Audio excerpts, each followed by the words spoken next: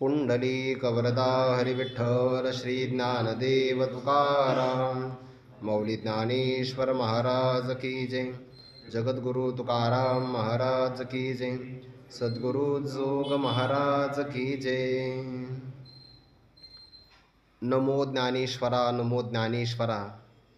निवृत्ती उदारा सोपानदेवा मुक्ताबाई नमो त्रिभुवन पावनी आद्यत्रय जननी देवांची जयांचे केलिया स्मरण होय सकळ विद्यांचे अधिकरण तेचे वंदो श्रीचरण श्री गुरूंचे ते नमस्कारोनी आता। यत्र योगेश्वर कृष्णो यत्र पार्थो धनुर्धरः तत्र श्रीर्विजयो भूतीर ध्रुवा नीतिर्मतिर्मम। आणि समुद्राचा मेघ उपयोगे तयाहुनी चांग तैसा पार्थी आजी लाग आहे तै। कैवल्य साम्राज्य चक्रवर्ती विश्वमौली ज्ञानोबाराय सकल ब्रह्मनिष्ठ गुरुजनांच्या परमकृपेने श्री भगवती ज्ञानेश्वरीचा 18वा अध्याय आणि त्यातीलही संपूर्ण असणारा गीताशास्त्राचं तात्पर्य ज्यामध्ये सामावलेलं आहे अशा अंतिम श्लोकाचा विचार आपण करण्याकरता प्रवृत्त झालो आहोत। संजयाने धृतराष्ट्राला महात्मा असणारा हा भक्तराज अर्जुन आणि भगवान श्रीकृष्णाच्या मुखारविंदातून आपल्याला अध्यात्म ज्ञानाचा हा संवाद ऐकायला भेटला याकरता स्वतःच्या भाग्याचं व्यासांच्या असणाऱ्या गुरुकृपेच्या कृतज्ञतेचं सगळं वर्णन केल्यानंतर धृतराष्ट्राने संजयाला म्हटलं की अरे संजया, युद्धाच्या प्रसंगामध्ये अध्यात्मशास्त्राचा विचार काय सांगतो आहे? अप्रसंगा माझे ऐसे बोलसी काही, माझी अपेक्षा काय आहे? कुरुक्षेत्रावर विजय कोणाचा होईल याची मला वार्ता सांग। आणि मला तर असं वाटतं आहे की दुर्योधनाचा पराक्रम अधिक आहे, सैन्यही पांडवांच्या पेक्षा 1.5 जास्त आहे, म्हणून विजय माझ्या पक्षाला अर्थात दुर्योधनाला प्राप्त होईल का न होईल असं मला वाटते, तू विचार करून सांग। संजयाने आपलं असणारं भाकीत सांगितलं। ज्या पक्षामध्ये सगळ्या योगांचा अधिपती भगवान श्रीकृष्ण विराजमान आहे, गांडीव नावाचं धनुष्य धारण करणारा परमात्मा ज्या पक्षामध्ये आहे त्याच पक्षाला किंवा त्याच भागाला सगळ्या प्रकारची श्री अर्थात लक्ष्मी किंवा संपत्ती, चांगल्या प्रकारचा विजय म्हणजे उत्साह किंवा हर्ष, वाढणारं असणारं ऐश्वर आणि अढळ प्रकारची नीती त्याच पक्षाला प्राप्त होणार, हे सगळं प्रतिपादन केलेलं आहे। याला पर्यायोक्ती अलंकार असं म्हणतात, पर्यायाने सांगितलं आहे। आपलं कथन ठामपणाने पण पर्यायाच्या किंवा उदाहरणाच्या द्वारे ज्ञानोबांनी ते प्रतिपादन केलं। ज्याला भगवान श्रीकृष्ण परमात्म्यासारखा पिता आणि जगदंबा लक्ष्मी माता प्राप्त झाली त्या भक्ताला काय काय सामर्थ्य प्राप्त होतं? भक्ताच्या गावात असणारी झाडं कल्पतरूच्या बरोबर पैज मारू शकतात, त्याच्या गावातली पाषाणही चिंतामणी रत्नाप्रमाणे होऊ शकतात, त्या गावातल्या भूमिकेला चैतन्यत्व किंवा स्वर्णत्व प्राप्त होऊ शकतं। भक्ताच्या गावातून वाहणाऱ्या नद्या पाण्याने नाही अमृताने वाहतात आणि यामध्ये आश्चर्य करण्याचं काही कारण नाही। त्या भक्ताच्या मुखारविंदातून स्वैर शब्द जरी आला तरी तो वेदाप्रमाणे मान्यतेला प्राप्त होतो आणि असा भक्त देहासहित ब्रह्मभूत काया होतसे कीर्तनी या प्रमाणाप्रमाणे सच्चिदानंद स्वरूपच असतो। स्वर्ग आणि मोक्ष ही दोन्ही पद त्याच्या अधीन असतात। कोण आहे असा? ज्याला श्रीकृष्ण बाप आहे आणि कमला याचा अर्थ लक्ष्मी माता जननी, म्हणून ज्या भागामध्ये परमात्मा विराजमान आहे त्याच भागामध्ये सर्व सिद्धी मूर्तिमंत आहे, बाकीच्या गोष्टी मी काही जाणत नाही। याचा अर्थ तुमच्या कौरवाच्या पक्षामध्ये सिद्धी आहे का नाही हे मला माहिती नाही, विजय होईल का न होईल हेही मला सांगता येणार नाही, पण एवढं मात्र मी सांगू शकतो, ज्या पक्षामध्ये परमात्मा विराजमान आहे ते सर्व सिद्धी लक्ष्मी कायमच्याच विराजमान आहे। आता इथपर्यंत भगवंताचं सामर्थ्य, भगवंताच्या सान्निध्यामुळे लक्ष्मी मातेचं त्या ठिकाणी वास्तव्य आणि लक्ष्मी मातेमुळं सेवा करणाऱ्या सगळ्या सिद्धी विराजमान आहेत हे सांगितलं। पण त्यातल्या त्यात कौरवांच्या पक्षासमोर विराजमान असणारा हा पांडवांचा पक्ष, या पक्षामध्ये रथावर 2 जण आहेत की नाही? खरं तर तिघे आहे. ध्वजस्तंभावरी वानरू, तो मूर्तिमंत शंकरू, सारथी शारंग अर्जुनेसी. त्यामध्ये सुद्धा एक रथी आहे आणि दुसरा सारथी आहे. तर सारथी परमात्मा फार मोठा आहे आणि रथामध्ये विराजमान असणारा भक्तराज अर्जुन आहे. या दोघांपैकी पांडवांच्या पक्षामध्ये उपयोग कोणाचा जास्त आहे तर ते सांगत असताना उदाहरण देता की अर्जुनाचा जास्त उपयोग आहे. त्याचं पहिलं कारण की भक्ताचं सामर्थ्य अधिक असतं आणि दुसरं कारण या परमात्म्याने अशी प्रतिज्ञा केली आहे की युद्धामध्ये मी शस्त्र धारण करणार नाही. आणि युद्धाकरता शस्त्र लागतात की नाही, युद्धामध्ये टाळ लागत नाही, ते शस्त्र लागतात. म्हणून शस्त्र युद्ध करणारा भक्तराज अर्जुन आहे, म्हणून उपयोग जास्त आज अर्जुनाचा आहे. उदाहरण देऊन सांगतात, आणि समुद्राचा मेघ उपयोगे तयाहुनी चांग, तैसा पार्थी आजी लाग आहे तये. तये म्हणजे त्या ठिकाणी, किंवा तये म्हणजे त्या पक्षामध्ये. कोणाच्या? पांडवांच्या पक्षामध्ये. लाग म्हणजे संबंध. पार्थी अर्जुनाच्या ठिकाणचा पक्षामध्ये असणारा संबंध अशा प्रकारचा आहे. म्हणजे कसं उदाहरण दिलं आहे, समुद्रामध्येही पाणी असतं आणि मेघामध्ये सुद्धा पाणीच असतं. म्हणून तर मेघाला जलद असं म्हणतात. बरं, जलम ददाती इति जलदहा, दोन अर्थ होतात. जलद म्हणजे वेगाने पळणारा, त्याला जलदच म्हणतात. पण संस्कृत भाषेमध्ये अर्थ केला तर जलम ददाती, जो आपल्या ठिकाणचं पाणी दुसऱ्याला देतो, म्हणून त्याला जलद असं म्हणतात की नाही. याच अध्यात पहिलीच ओवी आहे बघा, जय जय देव निर्मळ निज जनाखिल मंगळ. पुढे जन्म जरा जलद जाळ प्रभंजन, तिथं जल शब्द आलेलाच आहे. किंवा मेघ उदार परी ओसरे, ओसरतो तो, पण पाणी देण्याच्या बाबतीमध्ये उदार आहे. नाही विचारित, मेघ विचार नाही करत, गाव आहे का गावाबाहेरचा रस्ता आहे, तो आपलं पाणी सगळ्यांना मुक्तपणाने देतो. मग पाणी कोणाकडे आहे? समुद्राकडे. पाणी कोणाकडे आहे? मेघात. पण फरक आहे बरं, समुद्राकडे बारमाही पाणी आहे, मेघाकडे फक्त 4च महिने पाणी आहे. पण तरीसुद्धा शेतीला आणि दैनंदिन वापराला उपयोग समुद्राचा नाही. समुद्रामध्ये आपण वारंवार स्नान नाही करत, समुद्रामध्ये स्नान फक्त एकदाच, ते पण जर आपण कोणाच्या ट्रॅव्हलमध्ये गेलो तर. सारी तीर्थ बारंबार, गंगासागर एक बार, असं म्हणतो की नाही. समुद्राचं पाणी खारटही आहे. आता समुद्रात स्नान केलं की सगळ्या तीर्थाचा उपयोग होतो. ज्ञानोबा म्हणतात ना, का तीर्थी जी त्रिभुवनी ते घडती समुद्राव गाहनी, ना तरी अमृतरस स्वादनी रस सकळ. त्रैलोक्यातल्या सगळ्या तीर्थाच्या स्नानाचं फळ मिळतं, पण केव्हा?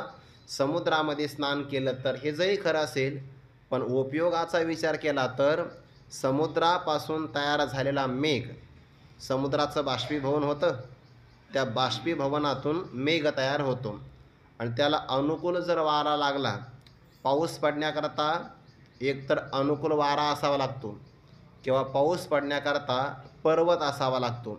ज्ञानेश्वरीमध्ये दोन्ही पण उदाहरण आहे.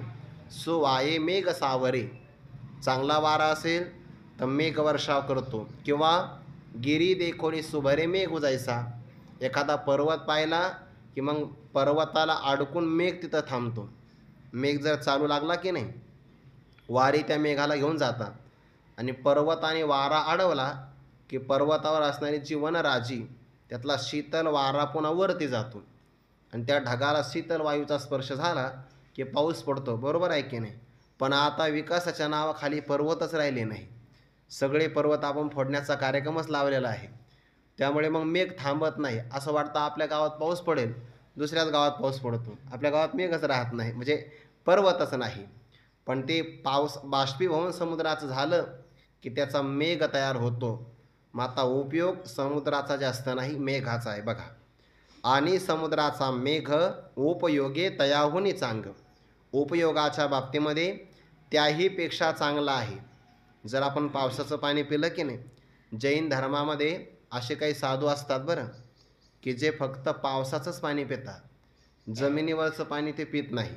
म्हणजे काय करतात, पावसाळ्यामध्ये पहिला पाऊस पडला त्या स्टीलच्या पत्र्यावर, तर ते धुवून जातात पत्रे, त्यामुळे ते पहिलं पाणी काही धरत नाही. पण नंतर पडणारं सगळं पाणी त्या पाईपच्याद्वारे जमिनीतल्या एखाद्या टाकीमध्ये साठवतात आणि वर्षभर तेच पाणी ते पितात. त्या पाण्यामध्ये जंत वगैरे होऊ देत नाही ते. त्याच्यामध्ये चुना वगैरे काहीतरी टाकतात. ते पाणी पावसाचं खूप चांगलं. आणि हे पावसाचं पाणी पिणारा एकच पक्षी जगात, त्याला चातक म्हणतात. बाकी ते समुद्र असेल, नद्या असेल, तो पाहतसुद्धा नाही. भरले समुद्र सरिता चहूकडे, परी ते बापियासी कोरडे, काजे मेघोनी थेंबुटा पडे ते पाणी की तया. मेघाच्या मुखातून पाणी पडलं की ते सगळ्यात शुद्ध पाणी असतं. तुम्ही विहिरीतलं किंवा बोरमधलं, नदीतलं किती पाणी द्या बघा झाडाला, झाडं टवटवीत नाही होत. पण पावसाचं पाणी पडू द्या, जणू असं वाटतं की झाडांनी साबण लावून आंघोळ केली काय, इतके प्रसन्न दिसतात, चकचकीत दिसतात बघा. किंवा त्यांच्या अंगाला तेल लावलं, अशी पालवी चकचकीत होते. का? कारण ते पाणी अमृतच आहे ना, शुद्ध पाणी सगळ्यात मेघाचं. त्यात जोपर्यंत ते जमिनीवर पडत नाही तोपर्यंत सगळ्यात शुद्ध पाणी ते असतं. जमिनीवर पडलं की मग त्यामध्ये क्षार येतात, जमिनीचे असणारे काही गुणधर्म त्यामध्ये मिसळतात. नाहीतर पावसाचं पाणी सगळ्यात चांगलं आहे. आपण जर ब्रह्मगिरी वगैरे परिक्रमा केली की नाही, किंवा जिथं लोकांची जास्त येरझार नाही, अशा ठिकाणचं पाणी पडलं आणि झऱ्यातलंही पाणी पिलं तर मनुष्य आजारी पडत नाही. इतकं ते पाणी शुद्ध असतं, कारण ते पावसाचं पाणी आहे. म्हणून उपयोगे तयाहुनी चांग, मेघाचा उपयोग समुद्रापेक्षा जास्त आहे. नाही म्हणे आमचा समुद्र गावाजवळ आहे, मग त्याचं आम्ही पाणी घेऊ, पाणी घेऊन शेतीला देऊ, उपयोग नाही होणार. शेती सगळी खारपट होऊन जाईल, त्याचा उपयोग नाही होणार. समुद्राच्या काठी फक्त एकच फळ चांगलं येतं, कोणतं? नारळ. म्हणून नारळाचंही कधी कधी पाणी खारं असतं बघा. काही नारळाचं असतं गोड, बऱ्याच नारळाचं खारं पाणी ते समुद्राचं आहे.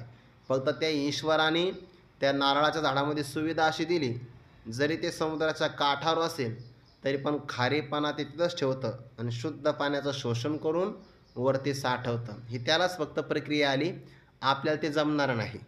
म्हणून उपयोगी तयाहुनी चांग, हे झालं उदाहरण. तैसा त्याप्रमाणे, आता जसा समुद्राचा मेघ आहे तसा परमात्म्याचा अंश कोण आहे बरं? भक्तराज अर्जुन आहे की नाही? सोमवंशी तुम्हा पांडवा, अर्जुन तो मी जाणावा, किंवा ममैवांशो जीव लोके, भक्त देवाचे ते अंग. देवाचं अंग म्हणजे भक्त आहे, समुद्राचा अंग म्हणजे मेघ आहे. पण जसा मेघाचा उपयोग जगाला जास्त आहे, तसा भक्ताचा उपयोग देवापेक्षा जास्त जगाला आहे. गुरुवारी श्री मारुती बाबा सांगत असतात, योगायोगाने उद्या ऋषी पंचमी आहे, बाबाचा अभिषेक चिंतन आहेच ना जवळ, सकाळीच तो कार्यक्रम आहे. बाबा एक उदाहरण सांगत असतात, जेव्हा ज्ञानोबाराय समाधीस्थ होता तेव्हा नामदेवराय वियोगाने तळमळ करू लागले. देवाला सांगितलं, ज्ञानोबारायांच्या अगोदर देवा तू समाधी घे. म्हणे का? तुझ्यापेक्षा जास्त उपयोग ज्ञानोबारायांचा जगाला आहे. म्हणजे संतांचा उपयोग जास्त असतो. तैसा पार्थी आजी लाग आहे, आजी म्हणजे आज, तसा अर्जुनाचा आज या जगामध्ये संबंध आहे. कसा? समुद्राचा आणि मेघाचा. मेघाचा उपयोग जास्त आहे, तसा अर्जुनाचा उपयोग जगाला जास्त आहे. धर्मरक्षण कोण करू शकतं? संत करू शकता. धर्मरक्षावयासाठी करणे आटी आम्हासी, असा त्याचा अर्थ. तैसा पार्थी आजी लाग आहे तये, म्हणे का हो? मेघ हा समुद्रापासूनच निर्माण झाला, बरोबर, पण उपयोग त्याचा जास्त आहे. पण समुद्र नसता तर मेघही निर्माण झाला नसता की नाही, हे जरी खरं असेल, पण उपयोग कोणाचा आहे? म्हणजे मग त्या समुद्राला उणेपणा येईल ना, उणेपणा येत नाही.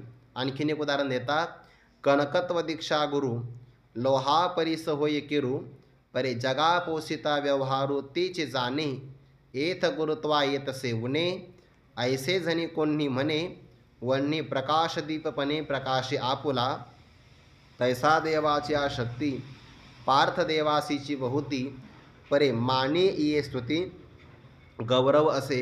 या 3 ओव्यांचा एकत्र विचार आहे. दुसरं उदाहरण देतात, उपयोगिता कोणाची जास्त असते? व्यवहारामध्ये परीस नावाचा एक दगड असतो आणि सोनं नावाचं एक धातू आहे.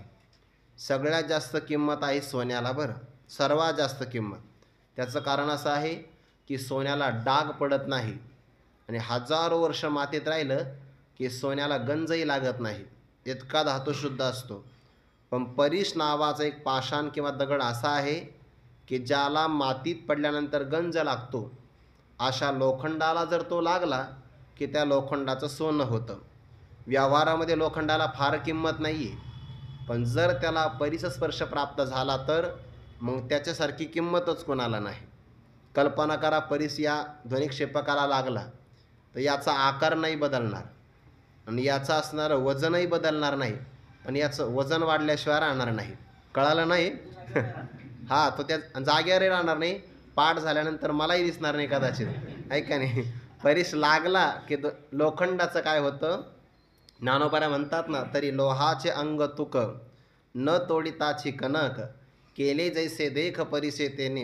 लोहाचं अंग आणि तुक म्हणजे वजन, याच्यात बदल नाही होत, पण लोखंडातच बदल होऊन जातो. लोखंड लोखंड न राहता सोनं होतं. मग सोनेपणाची दीक्षा त्याला कनकत्व दीक्षा म्हणतात. आणि त्याचा गुरु कोण आहे? परीस. म्हणजे कनकत्वाची, सुवर्णत्वाची दीक्षा देणारा गुरु म्हणजे कोणाला दीक्षा दिली? ही लोखंडाला. लोखंडाला दीक्षा कोणी दिली? लोहा परीस होय किरू. त्या लोखंडाला सुवर्णत्वाची दीक्षा देणारा गुरु परीस आहे. आणि जगामध्ये जर आपण परीस ठेवला आणि एका बाजूला सोनं ठेवलं, लोकांना म्हणलं उचलून घेऊन जा, तर परीसाची पारखच नाही आहे लोकांना. लोक काय घेऊन जातील? सोनं घेऊन जातील. दगडं फार झाले तर मारण्याच्या उपयोगाला येतील म्हणतील ते, पण दगडाला कोणी उचलणार नाही. मग जगामध्ये जो व्यवहार चालतो पोषणाचा, आदानप्रदानाचा, ते कोण करतं? सोनं करतं. म्हणून जगा पोषिता व्यवहारू तेची जाणे. तेची म्हणजे तेच सोनं.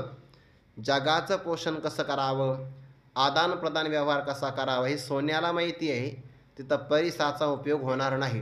हा, ज्याला नजर असेल, दृष्टी असेल, तो परीसाला उचलू शकतो. पण सामान्यपणे जर आपण विचार केला तर परीसाच्या मोबदल्यामध्ये तुम्ही धान्य नाही घेऊ शकत, पण सोन्याच्या मोबदल्यामध्ये मात्र सगळं घेऊ शकतात. बरं, आजही बघा तुम्ही, जगातला आपले कदाचित पैसे विदेशामध्ये चालणार नाही, रुपयाचं नाणं चालणार नाही, पण सोनं सगळीकडे चालतं. सोन्याच्या मोबदल्यामध्ये जगात सगळीकडे बघा तुम्ही. म्हणून तर सर्वात जास्त तस्करी कशाची होते? सोन्याची. विमानतळावर कधी कधी ते प्रकरण उघडकीस येतात की नाही. कशात लोक सोनं लपवतील काही सांगता येत नाही. काही माणसं स्वतःचं ऑपरेशन करतात, एका बाजूला सोनं ठेवतात आणि मग विमानातून येतात. ते मशीनमध्ये त्यांचं वजन वाढतं ना, पकडले जातात, पुन्हा चिरफाड केली की सोनं बाहेर काढतात. असं काही पण करू शकतात लोक. कोणी पायात आणतं. मी काही तुम्हाला हे सांगत नाही बरं का, जागा नाही सांगत. कोणी बुटात घालून आणतं, असे प्रकरणं येतात. आणि तुम्ही असाल की तुम्हालाही बराच अनुभव आहे, आपलं मी ऐकून सांगतो. कनकत्व दीक्षा गुरु लोहा परीस होय किरू. हे निश्चित आहे की सुवर्णत्वाची दीक्षा देणारा लोखंडाचा परीसच गुरु आहे. पण जगात विचार केला तर जगाचं पोषण कोण करतं? सोनं करतं. परी जगा पोषिता व्यवहारू तेची म्हणजे तेच सोनं जाणतं. मग कदाचित तुम्ही असं म्हणाल, का हो, इथं तर लोखंड नावाचा शिष्य गुरुपेक्षाही पुढे गेला. होतं कधी कधी असं. जे अध्यापक मंडळी असतात ते मागं राहतात आणि यूट्यूबवर कोण येतात? शिष्य. असं होतं ना कधी कधी. इथं गुरुत्वा येत असे उणे, इथं गुरुत्वाला उणेपणा येत आहे आणि शिष्याला मोठेपणा मिळत आहे. आयसे झणी कोणी म्हणे, असं कदाचित म्हणेल कोणी बरं, पण झणे असं म्हणू नका बरं. असं म्हणायचं नाही. कारण काय आहे, शिष्य किती जरी मोठा झाला तर तो गुरुपेक्षा मोठा होऊ शकत नसतो. पण व्यवहारातला एक नियम आहे, दुसरा जर आपल्यापेक्षा मोठा झाला, त्याच्यामुळे आपला मोठेपणा जर लपायला लागला तर मनुष्याच्या मनात द्वेष निर्माण होतो. हे व्यवहार क्षेत्र आहे. याला अपवाद आहे परमार्थ. परमार्थामध्ये जर आपला गुरुबंधू मोठा झाला तर आनंद आपल्याला झाला पाहिजे, आणि आपला शिष्य साधक जर मोठा झाला तर याचा आनंद गुरुला होतच असतो. ज्ञानोबांची ओळी आहे की नाही, जैसे देखा बाळकाचे या धनी दाहीजे, का शिष्याचेने जाहलेपणे होईजे, हे सद्गुरूची एकलीने जाणीजे, का प्रसवती या. आपण काल परवा उदाहरण पाहिलं, ज्याप्रमाणे चंद्राचा उणीवपणा सांडला की क्षीरसागरला आनंद होतो, तसा माझा अर्जुन आता मोहातून मुक्त झाला, याला कोणत्याही प्रकारचा शोक राहिला नाही, याचा आनंद देवाला जास्त झाला की नाही. या अर्जुनाची या बोला, देव नाचे सुखी भुलला, म्हणे विश्व फळा झाला फळ हा मज. म्हणून व्यवहारात तुम्ही असं म्हणाल की परीसाला तर कोणीच विचारत नाही, सोन्याला सगळे विचारतात, तसं अर्जुनावर सगळे प्रेम करतात आणि देव तर मागे पडलेला आहे. गुरुत्वाला उणेपणा आला असं कुणी पण म्हणू नये. का बरं? ज्ञानोबारे उदाहरण देतात, वन्नी प्रकाश दीपपणे प्रकाशी आपुला. वन्नी म्हणजे अग्नी, अग्नी आपुला प्रकाश दीपपणे प्रकाशी, असा अन्वय करायचा या ओवीचा. वन्नी म्हणजे अग्नी, आपुला प्रकाश दीपपणे प्रकाशी. अग्नी आपलाच प्रकाश दिव्याच्या रूपाने जगामध्ये प्रकाशित करत असतो. प्रकाश कोणाचा आहे? अग्नीचा आहे. आणि अग्नीने माध्यम कोणाला निवडलं? दिव्याला. सामर्थ्य कोणाचं आहे? देवाचं. आणि माध्यम कोणाला निवडलं? अर्जुनाला. मग उणेपणा आला का? नाही, उलट प्रभाव वाढला, अर्जुनाचं नाव झालं आणि त्यातून देवाला आनंद होतो आहे. आपण व्यवहारात उदाहरण पाहतो, ते उदाहरण पुढं पण येणारच आहे. येथ गुरुत्वा येतसे उणे. इथं गुरुत्वाला उणेपणा येत नाही बरं. हे परमार्थाचं क्षेत्र आहे. व्यवहारामध्ये आपल्या समान कोणीच कोणाला करत नाही. परमार्थातलं क्षेत्र असं आहे की उणेपणा राहू देत नाही. पाठीमागे आपण ओवी पाहिली बघा, एक हृदय एक झाले, ये हृदयचे ते हृदय घातले. पुढे द्वैत न मोडिता केले आपणा ऐसे अर्जुना. द्वैत तर शिल्लक ठेवलं थोडंसं, द्वैत मोडलं नाही, शिल्लक ठेवलं. पण अर्जुनाला मात्र देवाने आपल्यासारखंच करून टाकलं. आपणासारखी करीती तात्काळ, नाही काळ वेळ तया लागी. हे फक्त परमार्थाचं क्षेत्र आहे की ज्यामध्ये साधकाला गुरुपदावर आणतात, आपलं पूर्ण त्याला स्वरूप देऊन टाकतात, त्याला काही ठेवत नाही. काही ठेवत नाही म्हणजे द्वैताच्या नावाने त्याला देह पण ठेवत नाही. 17व्या अध्यायामध्ये ओवी बघा, तव दुज याचने नावे तया देह ही नुरेची पैगा, जेने तो आपण पया केलासी दुजा. ज्या साधकाने गुरूंना आपलं स्वरूप मानलं, गुरु त्याला द्वैताच्या नावाखाली देह सुद्धा शिल्लक ठेवत नाही. म्हणजे काय? ब्रह्मरूपता देऊन टाकतात, असा त्याचा अर्थ. म्हणून गुरुत्वाला या ठिकाणी उणेपणा येत नाही, उलट गुरुनेच आपला असणारा सामर्थ्याचा प्रभाव शिष्याच्या रूपाने जगात प्रगट केला आहे. तैसा देवाची या शक्ती पार्थ देवासीची बहुती, परे माने ये स्तुती गौरव असे. तैसा देवाची या शक्ती, देवाच्याच शक्तीने पार्थ देवासीची बहुती परी माने. पार्थ म्हणजे हा अर्जुन, देवासीच म्हणजे देवापेक्षा बहुती परी फार मोठ्या प्रकाराने माने, मान्य होतो, वाढतो आहे. बघा बरं, शक्ती कोणाची आहे? देवाची. पण देवाच्या शक्तीने शक्तिमान झालेला हा भक्तराज अर्जुन आज देवापेक्षा अधिक वाटतो आहे. आणि का वाटणार नाही? कारण देवाचा प्रण आहे, मी फार झालं तर 4 गोष्टी सांगेल, मी युद्ध करणार नाही. मग शक्ती कोणाची आहे? देवाची. मिळाली कोणाला? अर्जुनाला. उपयोग कोणाचा जास्त आहे? देव तर काही युद्ध करणारच नाही. युद्ध कोण करणार आहे? भक्तराज अर्जुन. वरून कदाचित ये स्तुती गौरव असे. या स्तुतीमध्ये मात्र गौरव आहे बरं. कोणाचा? भक्तराज अर्जुनाचा. तैसा अर्जुनाची विशेष स्तवावा, ऐसे आवडले मज जीवा, जे तो त्रिभुवनीच्या दैवा एका येतन झाला. पासीची गोसावी वर्ण वाणीजे, मागा पायकाचा गुण घेजे, ऐसा अर्जुन तो सहजे पडिये श्रीहरी. 6व्या अध्यायातल्या ओव्या आहे. ज्ञानोबारा म्हणतात, खरं तर असं आहे की देवापेक्षा अर्जुनाची स्तुती अधिक करावी. पण का बरं? त्रैलोक्यातलं सगळं भाग्य आज अर्जुनाच्या ठिकाणी आश्रयाला आलेलं आहे. जवळ असणारा हा स्वामी त्याचं वर्णन न करता पायिक असणारा अर्जुन त्याचं वर्णन करावं. का बरं? कारण तो असा आवडतो आहे देवाला की देवालाही असं वाटतं की माझी स्तुती करण्यापेक्षा माझ्या अर्जुनाची स्तुती करा, त्यामध्ये आनंद आहे. जर आपण एखाद्या वासराला तृप्त केलं ना, तर गाय आपोआप तृप्त होते बघा. किंवा मुलाला तृप्त केलं की आई तृप्त होते. तसं भक्ताला तृप्त केलं की आनंद देवाला होतो. राऊत बाबा उदाहरण सांगत असता, एक वारकरी म्हणे पंढरपूरला निघाले आणि एका असणाऱ्या चांगल्या भाविकाच्या घरी थांबले. त्याच्या घरी ते आंबराई फुललेली होती आणि आंबे पिकले होते बघा. ते केमिकलमध्ये पिकण्यापेक्षा गवतात पिकलेले आंबे फार गोड लागतात. आणि मग आपल्याकडं आजही नियम आहे, तुम्ही खेडेगावात जाऊन बघा, खेड्यागावातल्या लोकांच्या श्रद्धेला मोल नाही बघा. त्यांचा भाव इतका चांगला असतो, जर दुष्काळ आला तरी खचत नाही. पण चांगलं जर धान्य पिकलं तर म्हणतात देवाची आपल्यावर कृपा आहे, सप्त्याला 500 रुपये शिल्लक यावर्षी, असं म्हणतात बघा. आपल्याला कुठं देवाने कमी केलं आहे. जर तुम्ही एक ऊस घेतला ना रसवंतीगृहामध्ये, तर एका ऊसामध्ये 2 ग्लास रस निघतो. 40 रुपये द्यावे लागतात. आणि असे 15-16 ऊस ज्यामध्ये असतात, अशी मुळी शेतकरी फ्री देतो, फुकट घेऊन जा म्हणतो. फक्त आपल्याकडं गाडी मोठी नसते म्हणून आणता येत नाही, आहे का. इतका उदार आहे बघा शेतकरी, देण्याच्या बाबतीमध्ये कंजूस नसतो. आणि घरातलं काही पिकू द्या, पहिलं कोणाला देणार? देवालाच देणार. पण त्याने ते 5 आंबे काढले पिकलेले. वारकऱ्याला दशमी होती आणि एवढं एक काम करा, देवाला द्या, तुम्ही चाललेच आहात. वारकऱ्याला पोहोचायला वेळ झाला आणि वेळ झाल्यानंतर ते म्हणे आता खायला तर काही नाही, उपवास आहे.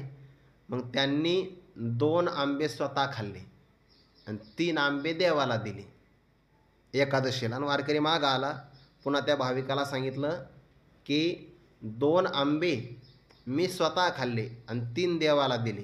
वारकरी झोपले, तो भाविकही झोपला आणि भगवान स्वप्नात गेले. त्या भाविकाच्या सांगितलं मला 2च आंबे मिळाले, 3 काही मला मिळालेच नाही. तो पुन्हा जागा झाला, म्हणे वारकरी खोटं बोलतो असं म्हणावं तर वारकरी गळ्यात माळ आहे. बरं एका आंब्याकरता काय खोटं बोलायचं ना. वारकऱ्याने काय सांगितलं की मी 3 देवाला दिली आणि देव काय म्हणतात मला 2च मिळाले. ते वारकऱ्याला विचारलं की तुम्ही एका आंब्याकरता खोटं का बोलता, तुम्ही किती खाल्ले? म्हणजे अहो मी 2च खाल्ले आणि देवाला मी 3 दिले. देव सांगतो ना स्वतः की मला 2च मिळाले, 3 काही मिळालेच नाही. पुन्हा देवाला स्वप्नात यावं लागलं आणि सांगितलं हे बघ, वारकऱ्याने माझ्या चरणावर जे 3 ठेवले ना ते मला मिळालेच नाही, ते पुजाऱ्याने खाल्ले. फक्त वारकऱ्याच्या मुखात जे 2 गेले ते मला मिळाले, असं मला सांगायचं आहे. याचा अर्थ काय? भक्त तृप्त झाला की देव तृप्त होत असतो. तैसा देवाची आशक्ती पार्थ देवाशीची बहुती, परी माने ये स्तुती गौरव असे. अर्जुन हा देवाच्या शक्तीने शक्तिमान आहे, पण या स्तुतीमध्ये गौरव वाटत असेल तर यामध्ये काही अन्यथा नाही. यात अर्जुनाचाही गौरव आहे आणि तसा देवाचाही गौरव आहे. एक प्रसंग असा आहे की भगवान परमात्माने निजधाम गमन केलं आणि निजधामाला परमात्मा निघून गेले. तर धर्मराजाने अर्जुनाला सांगितलं की तू जा, देवाच्या जवळ जा, पण एक काम कर, देवाला स्पर्श मात्र करू नको. अशी कथा आलेली आहे बरं, की देवाला स्पर्श मात्र करू नको. पण अर्जुनाचं प्रेम आहे आणि देवाच्या विग्रहाला स्पर्श केलं. ज्या अर्जुनाने स्पर्श करण्याच्या अगोदर 11 अक्षौहिणी सैन्याचा पराभव केला होता, तोच अर्जुन जेव्हा देवाच्या शरीराचा स्पर्श करून माघारी निघाला, तेव्हा काही वाटसरू लुटमार करणाऱ्या लोकांनी भक्तराज अर्जुनाला लुटलं. पण का हो, एवढा पराक्रमी अर्जुन, पण आज त्यांचा पराभव का करू शकला नाही? त्याचं कारणच होतं की देवाच्या शक्तीमुळे भक्तराज अर्जुन शक्तिमान होते, पण देवाच्या विग्रहाला स्पर्श केल्यामुळे ती शक्ती पुन्हा देवाच्या अंगामध्ये प्रविष्ट झाली. कारण शक्ती काही शक्तिमानाला सोडून राहू शकत नाही, इतकं सामर्थ्य आहे. पार्थ देवाशीची ती शक्ती पुन्हा आली कृपेने, तो भाग वेगळा आहे. पण भक्तराज अर्जुनाला काय सांगितलं होतं की स्पर्श करू नको, नाही तर तुझ्यामध्ये शक्ती राहणार नाही.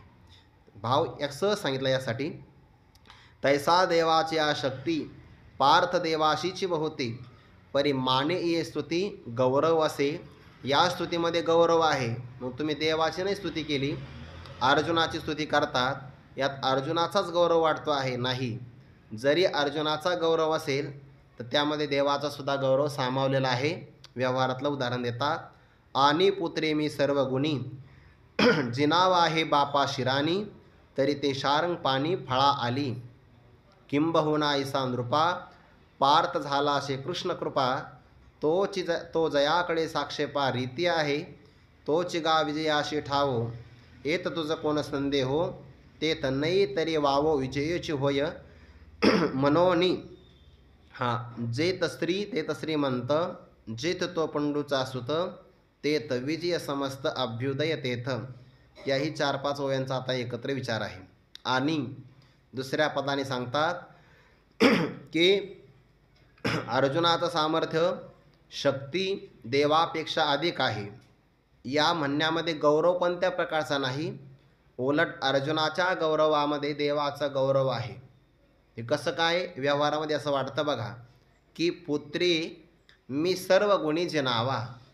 पुत्राने, पुत्रे म्हणजे तृतीय विभक्ती बरं व्याकरणामध्ये, पुत्रे म्हणजे पुत्राने, सर्व गुणी मी जनावा, सर्व गुणांच्या बाबतीमध्ये मला जिंकून घ्यावं हे बापाशी राणी. शिराणी म्हणजे इच्छा. ही बापाची इच्छा असते काय, की माझ्या मुलाने मला सर्व बाबतीमध्ये जिंकून घ्यावं.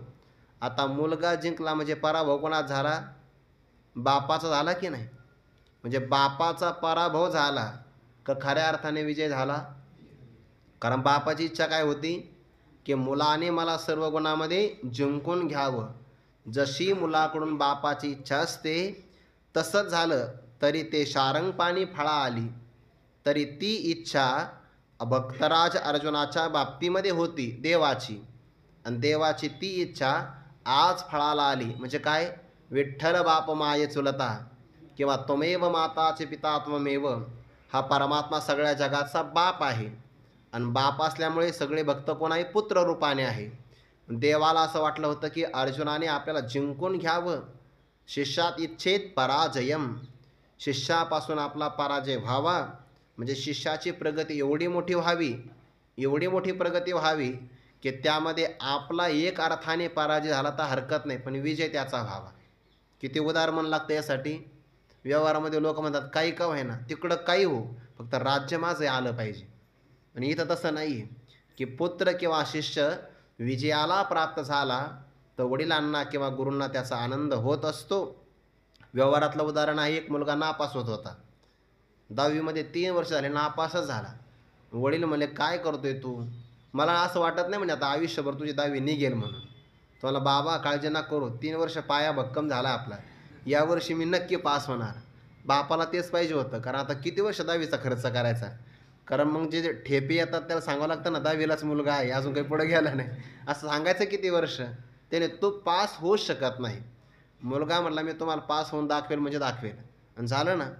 3 वर्ष त्याचा अनुभव चांगला होता. त्यालाही माहिती होते आता कोणते कोणते प्रश्न येणार आहे म्हणून. त्याचा अभ्यास तेवढा होताच. तो 10वीच्या परीक्षेमध्ये पास झाला. पराजय कोणाच झाला? बापाचा. वरवर विजय कोणाच झाला? खरं तर बापाचा. बापाची इच्छा काय होती? मुलगा यातून पास व्हावा, उत्तीर्ण व्हावा. तसं पुत्राने मला सर्व गुणामध्ये जिंकावं ही बापाची इच्छा असते, आणि ती इच्छा आज भक्तराज अर्जुनाच्या बाबतीमध्ये देवाची इच्छा फलीभूत झाली बरं. तरी ते शारंगपाणी फळा आली.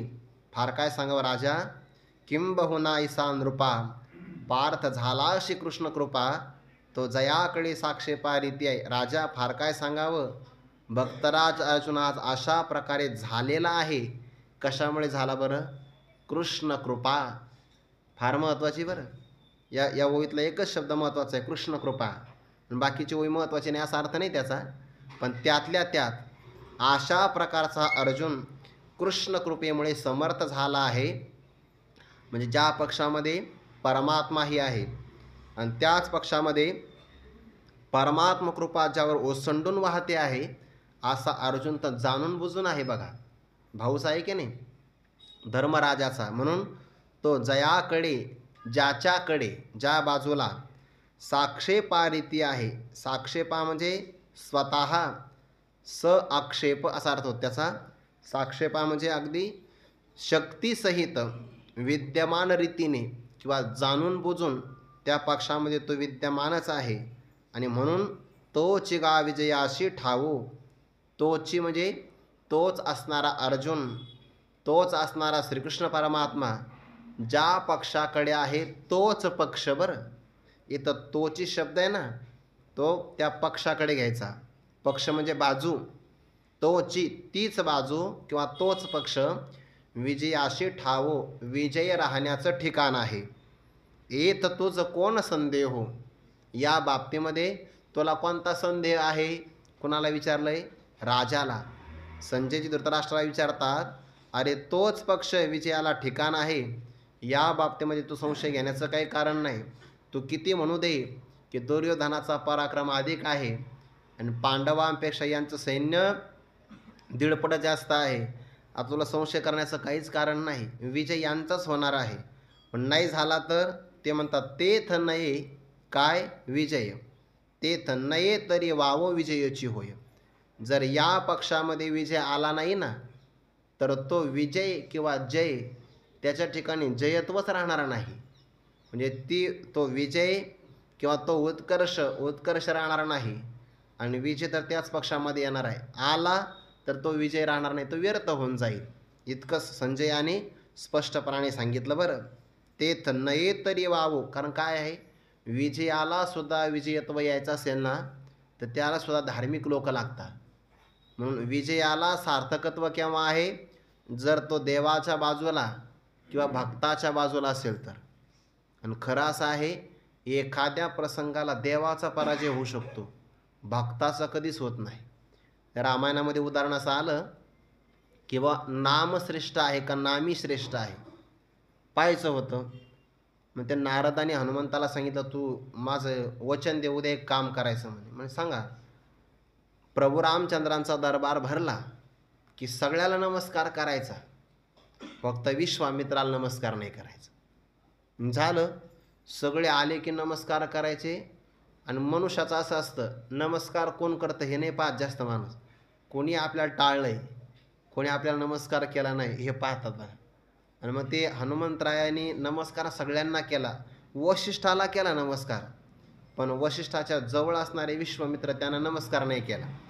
उलट विश्वामित्राच्या समोर उभे राहिले आणि त्यांच्या समोर जाऊन आपली शेपटी हलवली. झालं, आता विश्वामित्राने काही लक्ष नाही दिलं, जाऊ द्या वानरच आहे, चेष्टा होऊ शकते एखाद्या प्रसंगाला. मग आता नारदांनी काय सांगितलं की नमस्कार करायचा नाही, आणि तेच नारद विश्वामित्राच्या कानाजवळ गेले. काही कळतं का तुम्हाला, का तुम्ही नुसते साधूच आहात? मग काय झालं, एवढा अपमान, तुमच्या जागेवर जर मी असतो मी आत्महत्या केली असते. मग झालं काय, काय व्हायचं राहिलं अजून. म्हणे काय, अहो तो हनुमंतराय, प्रभू रामचंद्र तुम्हाला नमस्कार करतात पाहिला, आणि त्यांचा भक्त असणारा हनुमंतराय त्याने आज तुम्हाला नमस्कार नाही केला. त्याने हो राव, हनुमंताने मला काही जरी घातला नाही आज, तुम्ही लय भोळे राहिले म्हणे. पण नमस्कार तर नाहीच नाही, पण तुमच्या समोर येऊन शेपटी हलवणी सगळा दरबार हसला. तो राग आला ते विश्वामित्राला. त्याने रामा माझा अपमान, प्रभू म्हणले ज्याने कोणी तुमचा अपमान केला असेल तो उद्या जिवंत राहणार नाही. सांगा कोणी अपमान केला. गेलं वचन निघून, एक वचनी तो उद्या जिवंत राहणार नाही. म्हणे हा हनुमंत याने मला नमस्कार केला आणि माझा अपमान केला, आता तो जिवंत राहणार नाही, शिक्षा तर मीच देणार. प्रभूच्या डोळ्यात अश्रू आले. काय उपकार आहे याचे, तुम उपकार सुग्रीवै किन्ना, राम मिलाय राजपददींना, तुम रो मंत्र विभीषण माना, किंवा तुम भरतही समभाई, असं म्हटलं की नाही. भरताच्या तुम ममस भरतही समभाई, तुम्हाला भरताप्रमाणे आहे, एवढे हनुमंतरायाचे आपल्यावर उपकार आहे. आणि आज त्याचा पुरस्कार करावा तर त्याला मृत्यूदंड देण्याची शिक्षा माझ्यावर आली आहे. आता हनुमंताला माहीत होतं की एक वचनी आहे आणि माझा प्रभू एक बाणी आहे. त्यांनी जर बाण मारला तर बाण काम करूनच पुन्हा मागं येतो, असा रिकामा बाण येतच नाही. आणि ठरलं उद्या हनुमंतराय काही जिवंत राहणार नाही. हनुमंतराय दरबारातून निघून गेले. लगेच नारदजी त्यांच्या मागे.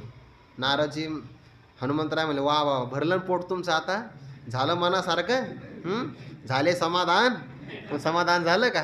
म्हणे हनुमंतराय अजून माझं एक ऐक. तुमचं ऐकल्यामुळं तर हे झालंय, अजून काय ऐकायचं राहिलंय, अजून एक ऐक. म्हणे श्रीराम जय राम या नामस्मरणाचा काय करतो आता प्रारंभ कर, जप करत राहा, पर्यायच नाही ना. आता ऐकल्याशिवाय तर काही पर्याय नाही.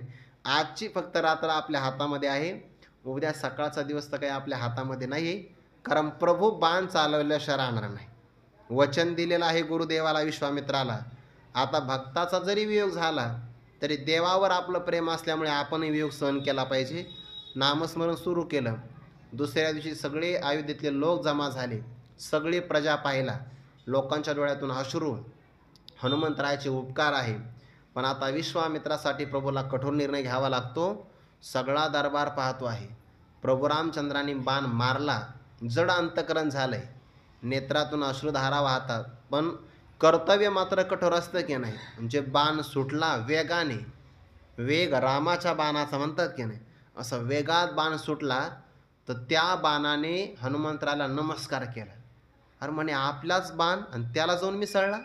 नमस्कार करतो आहे, माघारी आला नाही, दुसरा बाण सोडला. त्याने हनुमंतरायाला प्रदक्षिणा केली, पायाजवळ जाऊन थांबला. तिसराही बाण सोडला तरी नमस्कार केला, पुन्हा बाण काहीच करू शकला नाही. नारदजी म्हणले वा झाला निर्णय. हनुमंतराय म्हणले 3 बाणात निर्णय. म्हणजे हाच तर निर्णय करायचा होता. म्हणजे काय, ज्याचं नाव आहे तो आहे नामी प्रभू श्रीराम. आणि हनुमंतराय त्यांचं घेतात नाव. नामाचा प्रभाव असा आहे बघा बरं, राम नामाचा प्रभाव असा आहे जेवढा प्रभाव रामाचाही नाही. म्हणून राम नाम हा बाण आहे आणि तो राम बाणापेक्षाही मोठा आहे. भाव काय याच्यातून काय सांगायचं आहे, देवापेक्षाही नामस्मरण करणारा भक्त हा देवापेक्षा अधिक आहे. तैसा देवाची आशक्ती पार्थ देवाशीची बहुती, परी माने ये स्तुती गौरव असे आणि पुत्री मी सर्व गुणी, जिनावा आहे बापा शिरानी तरी ते शारूपानी फळा आली किंबहुनाईसा नृपा. पार्थ झालासी कृष्ण कृपा तो जयाकडे साक्ष पारित्य, तोच गा विजयाशी ठावो येत तुझं कोण संदेह हो. या बाबतीमध्ये तुला कोणता संदेह आहे. आणि जर त्या पक्षामध्ये विजय आला नाही तर तो विजय विजयच नाही. तेथ नये तरी वावो विजयोची होय मनोनी जेत श्री. श्री म्हणजे लक्ष्मी माता, तेथ श्रीमंत त्या श्रीने संपन्न असणारा परमात्मा ज्या पक्षामध्ये आहे. जेत श्री तेथ श्रीमंत, किंवा असा अर्थ घ्यायचा, जेत श्रीमंत तेथ श्री. जिथे परमात्मा आहे तिथे लक्ष्मी आहेच. लक्ष्मी वल्लभ तयाच वळी. जेथ तो पंडूचा सुत, ज्या ठिकाणी पंडूचा पुत्र भक्तराज अर्जुन आहे. किती जण झाले आता, 3. श्रीमंत, श्री आणि पंडूचा सुत म्हणजे भक्तराज अर्जुन. त्या ठिकाणी काय आहे, तेथ विजय समस्त. पूर्ण रूपाने विजय तिथंच आहे, किंवा समस्त अभ्युदय तेथ. सगळ्या प्रकारचा उत्कर्ष, भरभराट, समृद्धी त्याला अभ्युदय असं म्हणतात. तोही त्याच पक्षामध्ये आहे. म्हणून भक्त जर आपल्या घरी आले ना तर आपलंही भाग्य असतं. भक्त आले की परमात्मा येतो आणि परमात्मा आला की श्रीमंती येते. कधीतरी आपण उदाहरण पाहिलं असेल, विस्तार करणार नाही. ज्ञानोबांच्या चरित्रामध्ये एक हरपाल नावाचा भक्त आलाय बा, भिल्ल होता. सगळे संत त्याच्या घरी जेवायला आले. सामुग्रीच नाही घरामध्ये. तो लुटमार करायचा पण नियम पाळायचा. वारकरी असेल, माळकरी असेल, पंढरीची वारी करत असेल, अन्नदान करत असेल, सोडून द्यायचा. पण याच्या व्यतिरिक्त सापडला की मग सापच करायचा. त्या दिवशी कोणीच आलं नाही. भगवान म्हणले आता तो आत्महत्या करायला आपल्याला गेलं पाहिजे. लक्ष्मी माता सगळे अलंकार परिधान करून परमात्मा श्रीमंत सावकार होऊन त्या रस्त्याला आले. आल्यानंतर त्याने विचारलं, म्हणे माळ आहे का गळ्यात. त्याने माळ, आपल्या गळ्यात माळ नाही. कारण देवाला माहीत होतं खरं बोललं तर आपल्याला लुटणारच नाही. पण माळ वगैरे काहीच नाही. म्हणजे वारी ते रिकाम्या माणसाच काम आहे, आपण नाही करत म्हणे. म्हणे जेवायला वगैरे वारकऱ्याला घालतो की नाही, जेवायला घालत नाही, जेवायला जातो म्हणे मी. असं का. मग तुम्हाला आपल्या नियमात बसला हा गडी. जे भगवंताच्या कानामागं लावली परमात्मा पलटी लगेच. सांगितलं काढा दागिने. सगळे दागिने काढले. भगवान रुक्मिणी मातेला म्हणतात असं मला वाटतं त्याच्या घरी परत एकदा जावं. कोणाच्या, ज्याने आपल्याला आता मारलं त्याच्या. म्हणजे पोट नाही का भरलं. म्हणे अरे अगं इथं प्रसाद आहे, तिथं ज्ञानोबाराय जेवणार आहे, तिथं महाप्रसाद आहे. का, ज्ञानोबाराय घरी आल्यामुळे परमात्मा आले, परमात्मा आल्यामुळे लक्ष्मी माता आली. म्हणून तेथ विजय समस्त अभ्युदय तेथ. संजयजी असं म्हणतात, हे माझं ज्योतिष नाही आहे, मी व्यासांच्या कृपेने सांगतोय. बघा, जरी व्यासाचे ने साचे धीरे मन तुमचे, तरी या बोलाचे ध्रुवची माना. ध्रुवची म्हणजे खरेपणा, ध्रुव म्हणजे आढळ. यात आता बदल नाही होणार. जरी व्यासाचे नि साचे, साचे म्हणजे खरेपणा. बरं, जर व्यासाच्या विषयी तुमच्या मनामध्ये खरेपणा असेल तर धीरे मन तुमचे, धीरे म्हणजे विश्वास आहे. व्यासांच्या विश्वासावर किंवा व्यासांच्या सत्यपणावर तुमचा विश्वास असेल, तुमच्या मनात जर विश्वास असेल तर माझ्या या बोलण्याचं तुम्ही अगदी खरंच माना, आढळ माना. कोणतं बोलणं, यत्र योगेश्वर कृष्णो यत्र पार्थ धनुर्धराः तत्र श्री विजयो भूतीर ध्रुवा नीतीर मतीर मम. हे जे माझं बोलणं आहे की नाही अंतिम श्लोकातलं, या बोलण्याचं तुम्ही आढळ सत्यच माना. तुमचा व्यासाच्या सत्यत्वाविषयी विश्वास असेल तर जेवढा विश्वास व्यासावर आहे ना तेवढाच विश्वास माझ्या बोलण्यावरही ठेवा. संतांची ये पायी हा माझा विश्वास, सर्व भावेदास झालो त्यांचा. किंवा तुका म्हणे शेष घेईन आवडी, वचन न मोडी बोलिले ते. जरी व्यासाचे निसाचे धीरे मन तुमचे, तरी या बोलाचे ध्रुवची माना. का बरं? जेत तो श्रीवल्लभ, तेत भक्त कदंब, तेत सुख आणि लाभ मंगळाचा. या बोलान होई तरी व्यासाचा अंक नवाहे, ऐसे गाजोनी बाहे उभिली तेने. एवं भारताचा अवांका, आणोनी श्लोका एका, संजय करुणायका दिदला हाती.